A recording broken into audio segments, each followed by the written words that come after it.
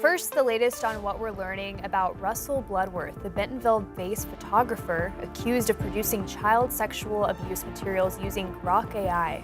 Bloodworth was arrested last week, and tonight we now know that Thaden School is notifying families that Bloodworth was previously involved with a summer camp on campus. Thanks for joining us for your 5 News at 6. On air and streaming on 5 News Plus, I'm Darren Bobb. And I'm Morgan Wrigley. Bentonville police say that some of these photos involved in the case are connected to a photography class at the school and that there could be more victims. 5 News reporter Emily Moss has the details. Thaden School says their business with Russell Bloodworth was limited. He taught a photography course here last summer during their summer school programming and sometimes would rent out space at the school for his own private business. This year, he was set to return, but has since been replaced by one of Thaden's own faculty members. I spoke to Arkansas State Police, who says, unfortunately, these kind of crimes are becoming more common.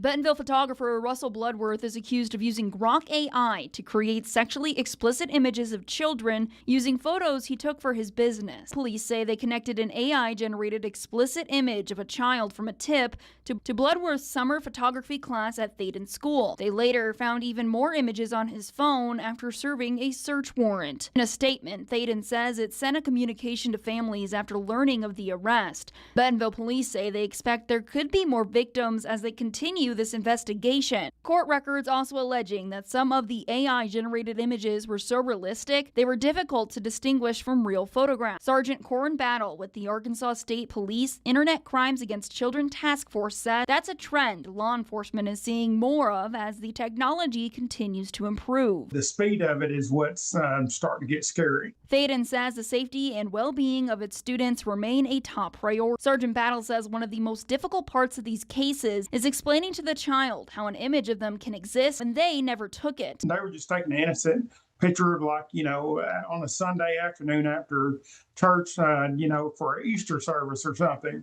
And somebody takes that picture and manipulates it and then disseminates it out or even keeps it for themselves. And they're like, that's not me, but why did this guy do this to me? Sergeant Battle says that's why these cases can have lasting effects on children, even when the image itself is not real. There's a mental health element. It's the same mental health element that you have across real versus fake. Bloodworth has posted bail. He has restricted access to children aside from his own. In Bentonville, covering news where you live, Emily Moss, 5 News.